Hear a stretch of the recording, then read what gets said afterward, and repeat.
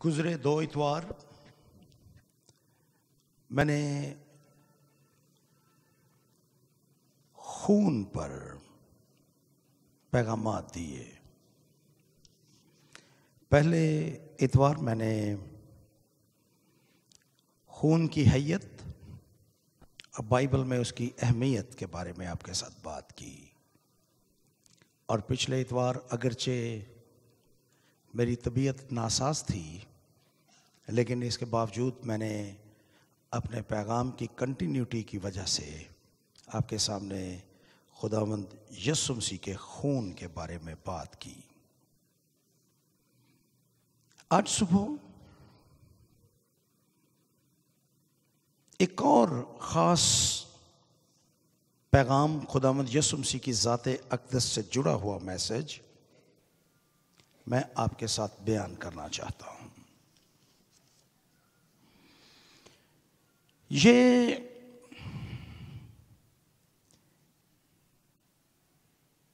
ईद तजदीद का मौका था।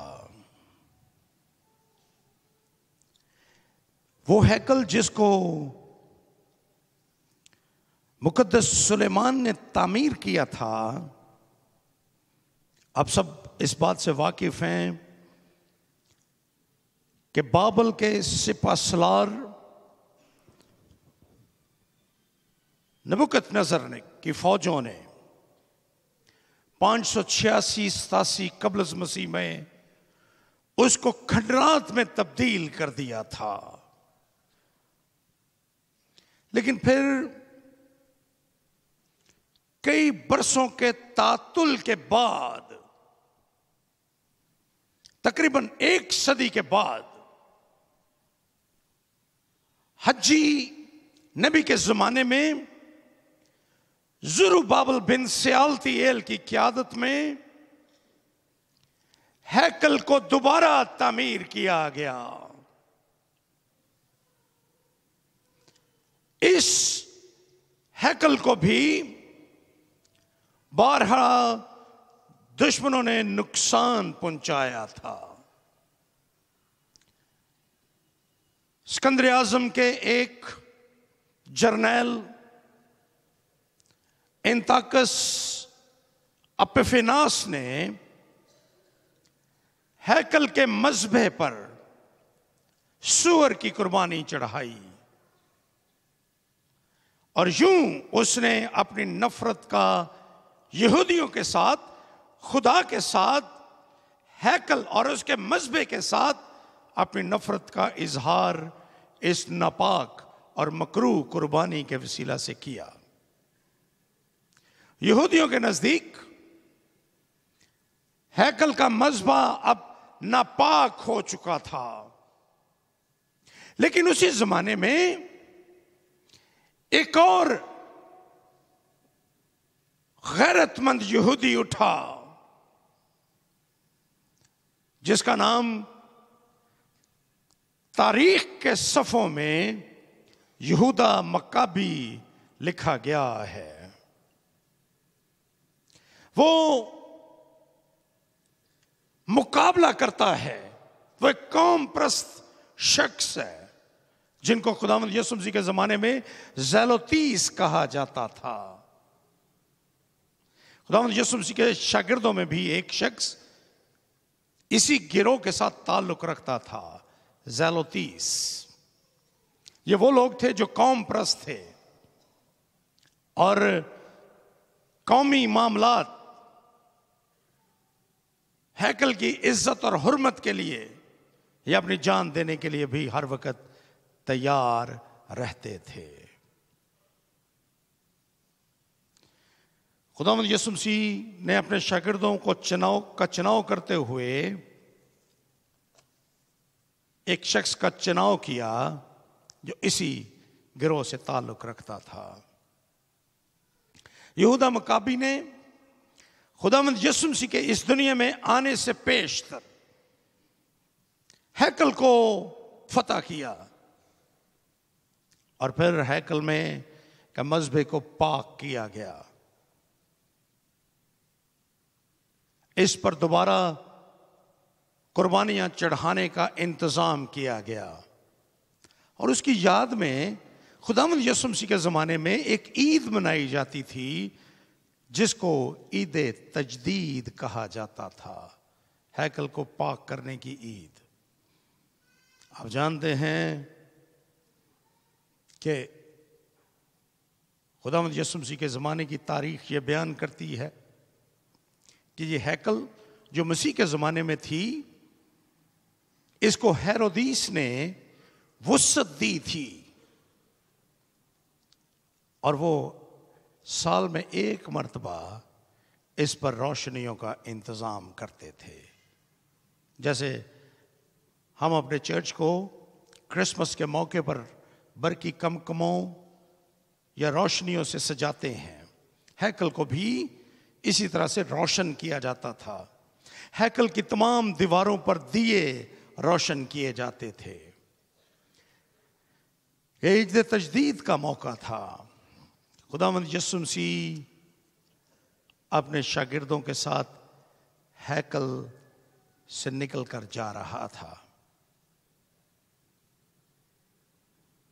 उसके शागिर्दों ने खुदावंद यीशु मसीह की तवज्जो हैकल में मौजूद रोशनियों की तरफ करवाई और उन्होंने यीशु से कहा, यहाँ पर लिखा है 24वां बाब और उसकी पहली आयत, यीशु हैकल से निकल कर जा रहा था कि उसके शागिर्द उसके पास आए ताकि उसे हैकल की इमारतें दिखाएं।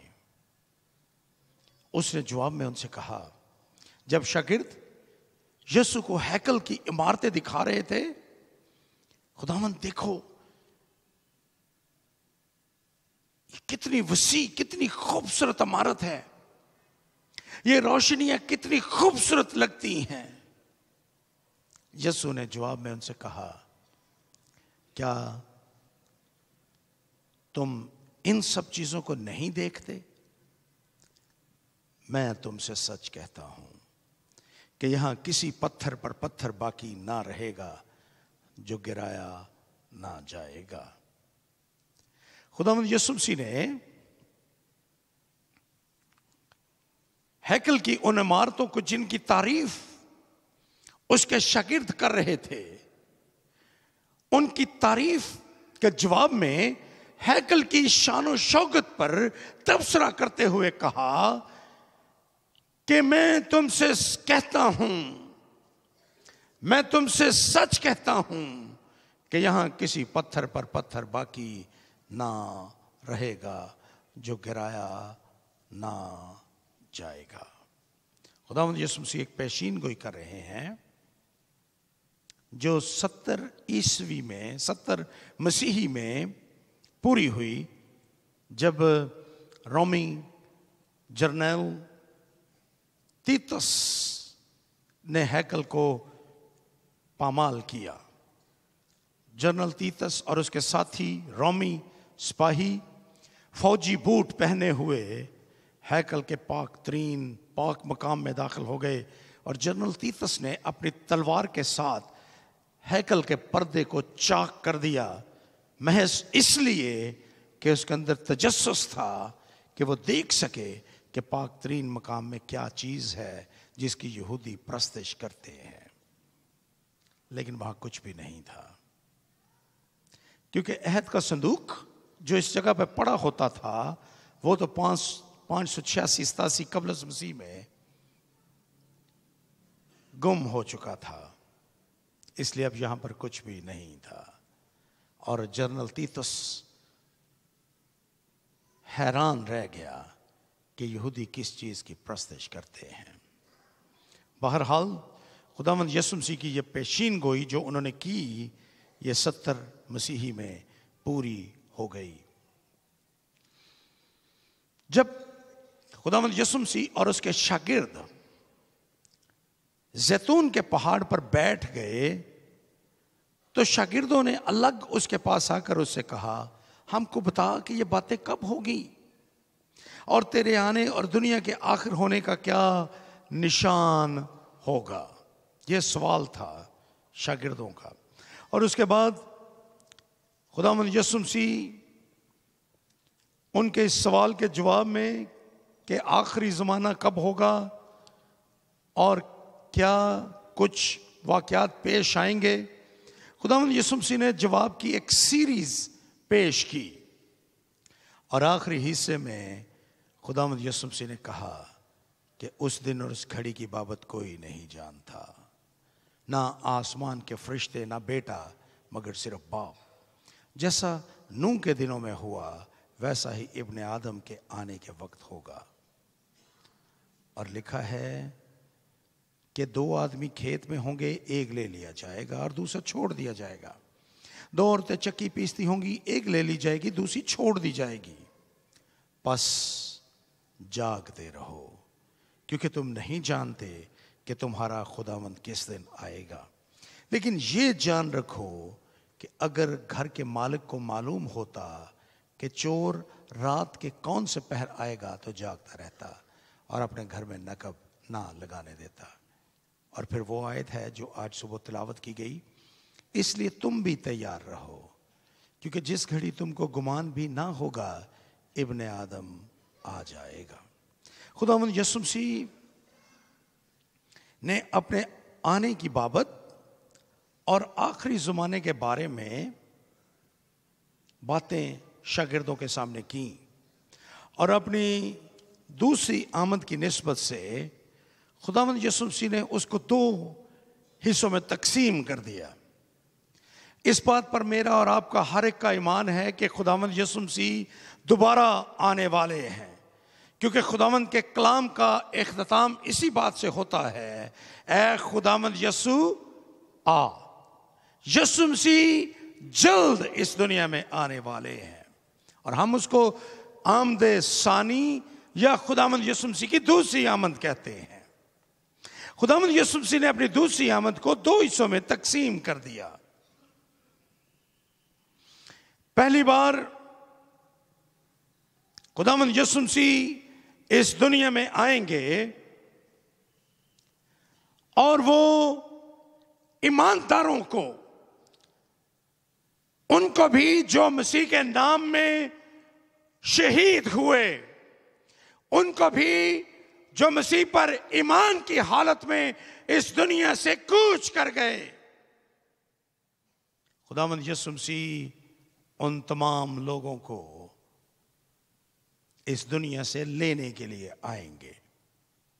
हम उसको अंग्रेजी जुबान में या जो इस्तिलाह हम इस्तेमाल करते हैं उसके लिए वो है रैप्चर। मैंने व्हाट्सएप पे बहुत सी छोटे छोटे वीडियो क्लिप्स देखे हैं जो लोग बनाकर चढ़ाते हैं, जिसमें ईमानदारों को इस दुनिया से उठा लिया जाएगा। तसल्लीकियों के खत में खुदा मुकद्दस पौलुस रसूल उसको बयान करते हैं, जब नरसिंगा फूंका जाएगा, खुदावंद यीशु मसीह आएंगे और पहले तो वो जो मसीह में मुए जी उठेंगे, फिर हम जो जिंदा बाकी होंगे हवा में उड़कर खुदावंद का इस्तकबाल करेंगे। इसको हम रैप्चर कहते हैं। ईमानदार उठा लिए जाएंगे। इसके बाद खुदावंद यीशु अल मसीह पहली अपनी उस आमद के मौके पर वो ईमानदारों को अपने साथ उठा लेंगे और उसके बाद जमीन पर सिर्फ वो लोग रह जाएंगे जो खुदावंद पर ईमान नहीं रखते। खुदावंद 1000 बरस तक हुकूमत करेगा, अपने तमाम दुश्मनों को शिकस्त देगा, इब्लीस को अथाह गड्ढे में डाल दिया जाएगा और उसके बाद खुदावंद अपनी अदालत को कायम करेंगे। ये उन वाक़यात की, यीशु की आमद सानी के साथ जो जुड़े हुए हैं, उसकी सीरीज है। आज सुबह मेरी यह ख्वाहिश है कि मैं आपके साथ रैप्चर पर बात करूं, जो यहां पर जिसका बयान किया गया है मुकद्दस मत्ती का इंजीली बयान 24वां बाब और उसकी 36वीं आयत से 44वीं आयत में, और ख़ास तौर पर मैं आपके साथ 44वीं आयत में किस पर बात करना चाहता हूं। रैप्चर, उठा लिया जाना, इस पर मैं आपके साथ बात करना चाहता हूं। खुदावंद यीशु मसीह ने इसमें खास बात जिस पर जोर दिया वो ये थी कि हम तैयार रहें।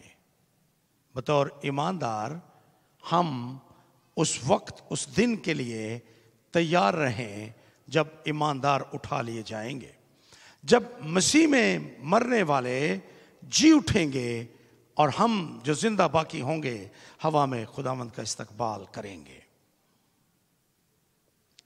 उस दिन के बाबत खुदावंद यीशु मसीह ने कहा कि तुम तैयार रहो। मैं इसके बारे में 5 बातें इख्तिसार के साथ पेश करूंगा, गौर से सुनिए। पहली बात कि ये जो रैप्चर है,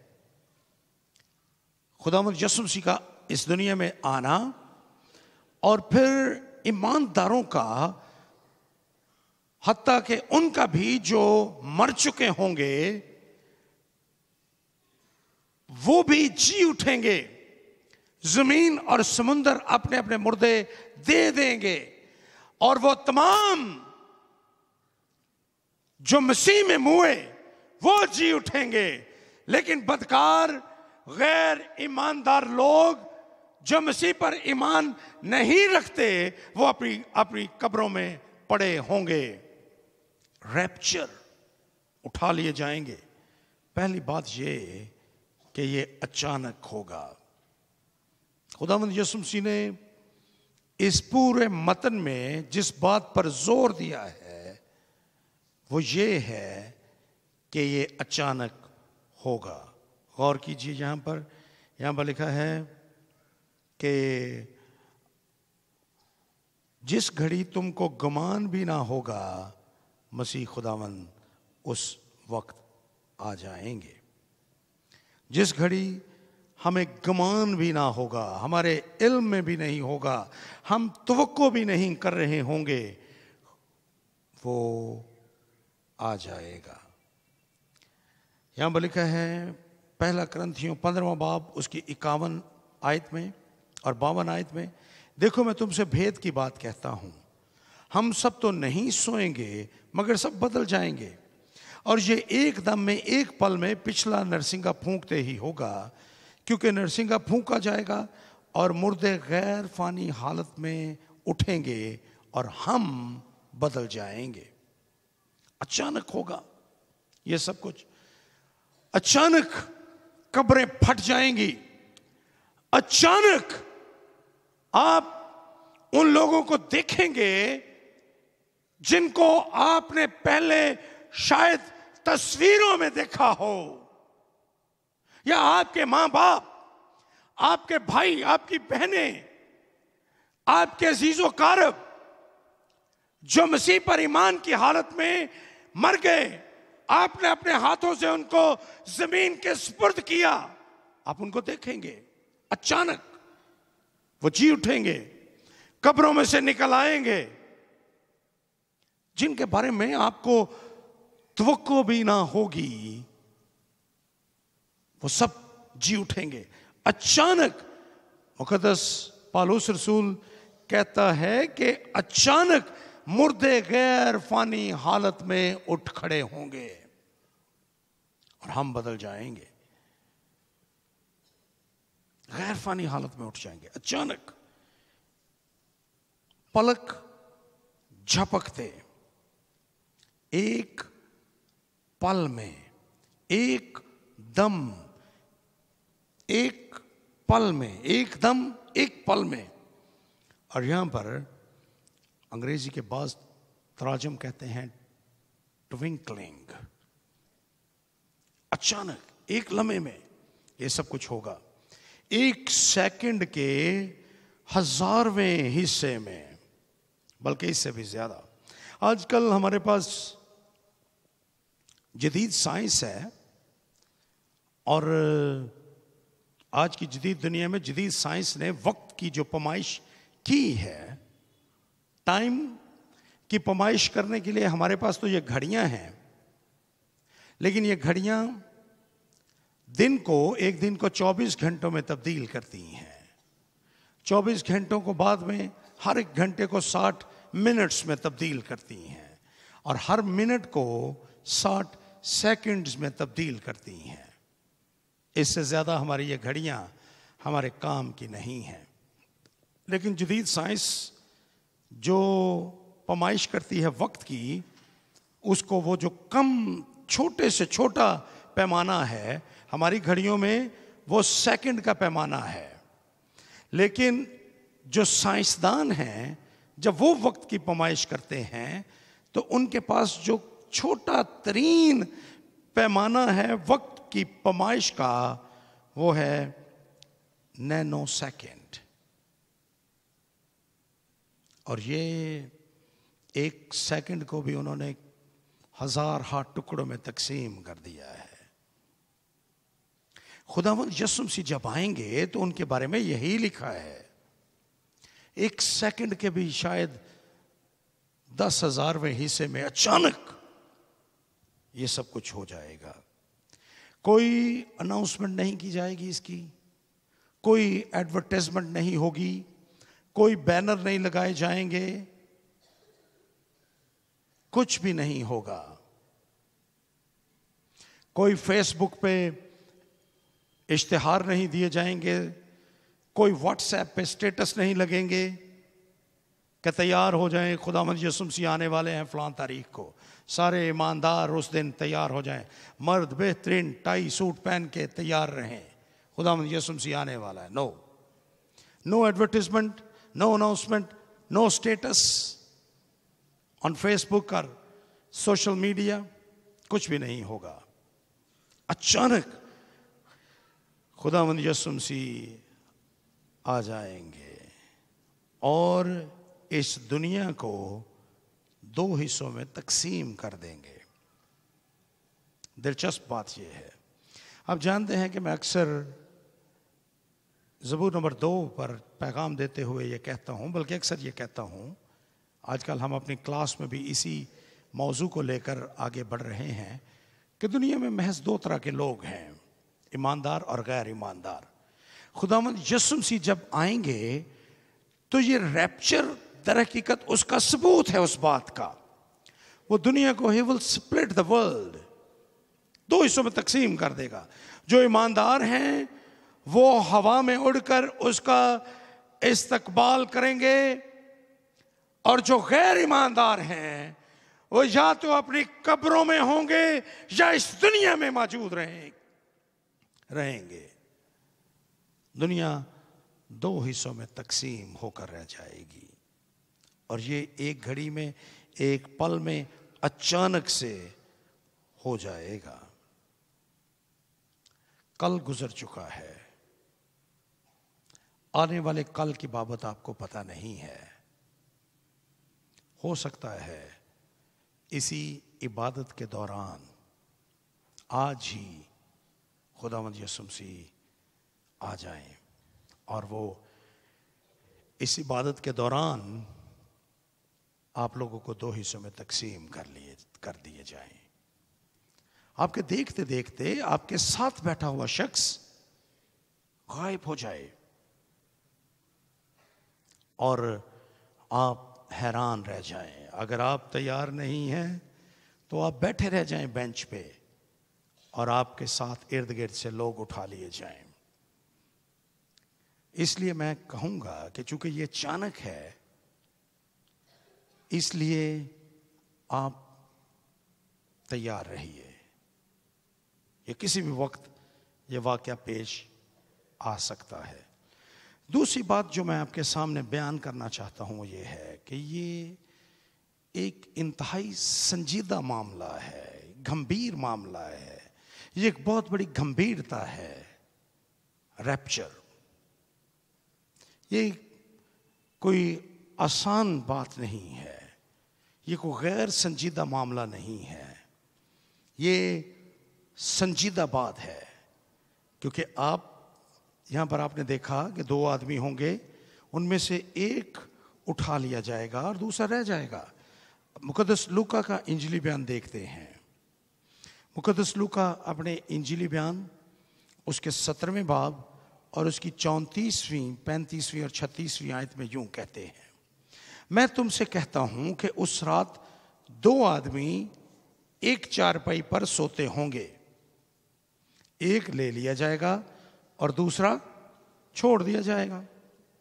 दो औरतें एक साथ चक्की पीसती होंगी, एक ले ली जाएगी और दूसरी छोड़ दी जाएगी। दो आदमी खेत में होंगे, एक ले लिया जाएगा और दूसरा छोड़ दिया जाएगा। ये बातें इसको इंतहाई संजीदा बना देती हैं, इसको गंभीरता में तब्दील कर देती हैं कि ये क्या होगा। अचानक से सब कुछ तब्दील हो जाएगा, अचानक होगा ये सब कुछ। और होगा क्या कि एक आदमी ले लिया जाएगा और दूसरा आदमी छोड़ दिया जाएगा। दो औरतें चक्की पीसती होंगी, एक उठा ली जाएगी, एक वहीं पर रह जाएगी। इबादत कर रहे होंगे, कुछ लोग उठा लिए जाएंगे, बाकी वहीं पर रहेंगे। एक घर के अंदर से कुछ लोग उठा लिए जाएंगे और कुछ वहीं पर रहेंगे। संजीदा मामला है। क्या आप उठाने वाले जो लोग उठाए जाएंगे उनमें होंगे या उनमें जो रह जाएंगे? ये बात संजीदा है, ये सवाल संजीदा है। आज जरा गौर कीजिए, इसमें कुछ ज्यादा देर नहीं लगेगी। मैंने कहा है कि it will take no time, not even a second. Second के भी शायद 1,00,000वें हिस्से में अचानक आपको घर में कुछ लोग नहीं मिलेंगे। अचानक आपके साथ वाला शख्स गायब हो जाएगा। चारपाई पर दो आदमी होंगे, एक उठा लिया जाएगा, एक रह जाएगा। So it's very serious matter, it's very solemn. ये संजीदा बात है। तीसरी बात ये है जो मैं आपके साथ रखना चाहता हूं कि ये इससे सदमा पहुंचेगा बहुत से लोगों को। It will be a shocking event. Shock होगा बहुत से लोगों को, अचानक सदमा पहुंचेगा। भाई आप जरा गौर कीजिए कि सदमा कैसे नहीं होगा। दो लोग एक चारपाई पर हैं, एक गायब हो जाएगा, एक रह जाएगा। सदमा तो पहुंचेगा। जो बंदा रह जाएगा वो सदमे की हालत में चला जाएगा। अब जरा थोड़ी देर के लिए गौर कीजिए, मेरे साथ तस्वीर में चाहिए कि आपके घर से कुछ लोग गायब हो जाएंगे। आपकी बीवी, आप सुबह उठते हैं तो बीवी गायब है, खामंद गायब है, बच्चे गायब हैं और आप खुद घर में अकेले हैं। आप सारी जिंदगी बच्चों को चर्च तैयार करके भेजते रहे। आपने अपनी बीवी को कहा कि जाओ तुम चर्च जाओ, मेरे लिए भी दुआ करना, लेकिन आपने यीशु को कबूल नहीं किया। आप ईमान नहीं लाए यीशु पर। और उस रोज सुबह जब वो उठे तो बीवी और बच्चे तो चले गए और आप अकेले रह गए। सदमा होगा कि नहीं? बहुत बड़ा सदमा होगा। It will be a great shock. आप उन दोस्तों को जिनको सारी जिंदगी आप मजाक करते रहे, जिनको आप साधु, भगत, पादरी और बिशप कह के मुखातिब करते रहे, जो चर्च जाना जिसने शुरू कर दिया उसको यार दोस्त, साधु और आजकल पोप भी कहना शुरू कर देते हैं फौरी तौर पे। जिनका आप मजाक उड़ाते रहे वो गायब हो गए और आप वहीं पे रहे। आप शॉपिंग कर रहे हैं, एक शख्स उठा लिया गया है, आप रह गए हैं। आप चर्च में बैठे हैं, अगर यीशु मसीह अभी आ जाए और इस चर्च में से वो लोग जो ईमानदार हैं वो उठा लिए जाएं और आप बैठे रहें और आप इधर उधर देखें लोग कहां गए हैं, it will be a great shock. आपके लिए एक बहुत बड़ा सदमा होगा। इस सदमे से बचने की एक ही सूरत है और वो सूरत ये है कि आप यीशु पर ईमान लाएं। दिल से आज सुबह यीशु को अपने दिल में आने की दावत दें, उसको कबूल करें और गैर जरूरी बातें जो हमें मसीह के ईमान से दूर ले जाती हैं उनसे गुरेज करने का अहद करें, वरना आपके लिए ये एक बहुत बड़ा सदमा होगा। दूसरी तरफ से एक बहुत बड़ा इत्मीनान बख्शने वाला इवेंट भी होगा। It will be very very satisfying event. जहां ये शॉक देता है, इवेंट देगा, वहां पर ये सेटिस्फाइंग भी होगा उनके लिए जो उठा लिए जाएंगे। जो उठा लिए जाएंगे उनके बारे में मुकद्दस पालूस ये कहता है कि वो नए बदन के साथ, गैर फानी बदन के साथ उठेंगे और वो उस गैर फानी बदन में मसीह के साथ शामिल होंगे। और जो पालूस थस्सलुनीकियों के खत में लिखता है वो कहता है 4 बाब की 13वीं आयत में, पहला थस्सलुनीकियों, ऐ भाइयों, ये जनाजे के मौके पे लोग जो मेरे साथ कब्रिस्तान जाते हैं वो हर दफा सुनते हैं, आज उसको एक नए पर्सपेक्टिव से सुनिए। अब ये ना समझिए कि आप कब्रिस्तान में हैं और किसी को दफन करने के लिए गए हैं। नो, उस दिन शायद हमारी तवज्जो नहीं होती इतनी कलाम की तरफ। आज गौर से सुनिए, सारे लोग पीछे तक गौर से सुनिए। ऐ भाइयों और बहनों, हम नहीं चाहते कि जो सोते हैं उनकी बाबत तुम ना वाकिफ रहो, ताकि औरों की माने जो नाउमीद हैं गम ना करो। क्योंकि जब हमें ये यकीन है कि यीशु मर गया और जी उठा, तो उसी तरह खुदा उनको भी जो सो गए हैं यीशु के वसीले से उसके साथ ले आएगा। चुनांचे हम तुमसे खुदावंद के कलाम के मुताबिक कहते हैं कि हम जो जिंदा हैं और खुदावंद के आने तक बाकी रहेंगे, सोए हुओं से हरगिज़ आगे न बढ़ेंगे, क्योंकि खुदावंद खुद आसमान से ललकार और मुकर्रब फरिश्ते की आवाज़ और खुदा के नरसिंगे के साथ उतर आएगा। और पहले तो वो जो मसीह में मुए जी उठेंगे, फिर हम जो जिंदा बाकी होंगे उनके साथ बादलों में पर उठाए जाएंगे, ताकि हवा में खुदावंद का इस्तकबाल करें और इस तरह हमेशा खुदावंद के साथ रहेंगे। बस तुम इन बातों से एक दूसरे को तसल्ली दिया करो। तुम इन बातों से एक दूसरे को तसल्ली दिया करो। It's a great satisfaction. ये बहुत बड़ी तसल्ली की बात है। इससे ज़्यादा तसल्ली नहीं है कि हम उठ खड़े होंगे, हम जिंदा हो जाएं, जो मर चुके होंगे वो जिंदा हो जाएंगे। It will be a great time of reunion. ईमानदार एक दूसरे से मिलेंगे।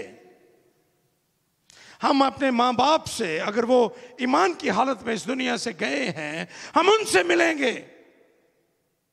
हम अपने दादा परदादा जो मसीह पर ईमान की हालत से इस दुनिया से कूच कर गए हैं, उनसे मिलेंगे। ये रीयूनियन होगी। So it will be a great satisfying event. और पांचवी और आखिरी बात, मैंने अभी तक आपके सामने 4 बातें पेश की हैं। पहली बात कि ये अचानक होगा। दूसरी बात कि ये एक बहुत गंभीर मामला होगा। तीसरी बात कि ये सदमा पहुंचेगा इससे बहुत से लोगों को। चौथी बात कि ईमानदारों के लिए ये एक इत्मीनान और तसल्ली बख्शने वाला मौका होगा। और पांचवी और आखिरी बात कि ये एक अफसोसनाक वाकया होगा। और अफसोसनाक उनके लिए होगा जो पीछे रह जाएंगे। जो उठा लिए जाएंगे वो तो सेटिस्फाई होंगे, लेकिन जो बच जाएंगे उनके लिए ये एक अफसोसनाक वाकया होगा। They will be very, very, very, very sad, क्योंकि इसके बाद तौबा का कोई मौका नहीं होगा। Then there is no time to repent. खुदावंद यीशु मसीह की दूसरी आमद के साथ ही तौबा के दरवाजे बंद कर दिए जाएंगे। जो उठा लिए जाएंगे वो खुदा की बादशाहत के वारिस होंगे। जो रह जाएंगे उनके लिए तौबा के दरवाजे बंद कर दिए जाएंगे। So in this sense, this will be a sad event.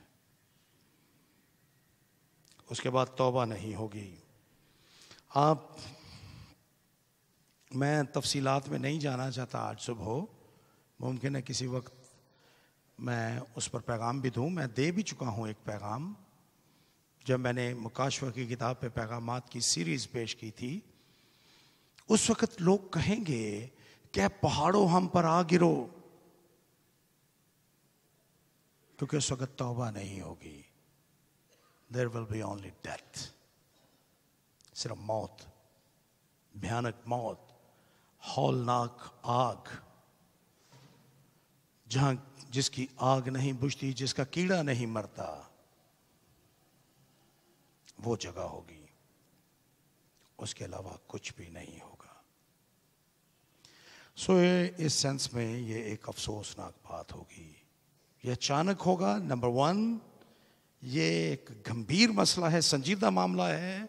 Number 2, number 3 कि ये सदमा होगा। नंबर 4, ये तसल्ली बख्श होगा, इत्मीनान देने वाला वाकया होगा उन लोगों के लिए जो उठा लिए जाएंगे, और जो बच जाएंगे उनके लिए ये पांचवी बात कि ये एक अफसोसनाक वाकया होगा। Let us think about it this morning. आइए हम अपने दिलों में गौर करें इस पे। आप कहाँ होंगे? उठाए जाने वाले लोगों में या उनमें जो रह जाएंगे? अगर खुदावंद यीशु मसीह अभी आ जाए, और काश आ ही जाए आज, अभी इसी वक्त, तो आप कहाँ होंगे? आप बेंच पे बैठे रह जाएंगे? आप अपने प्यारों को ढूंढते रह जाएंगे? जिनका आप मजाक उड़ाते रहे उनको तलाश करते रहेंगे? आपकी जिंदगी कैसी होगी उनके बगैर? आपकी जिंदगी कैसी होगी तौबा के बगैर? आपकी जिंदगी कैसी होगी मसीह के बगैर? गौर कीजिए और आइए हम अपने सरों को झुकाकर थोड़ी देर के लिए इस पर गौर करें।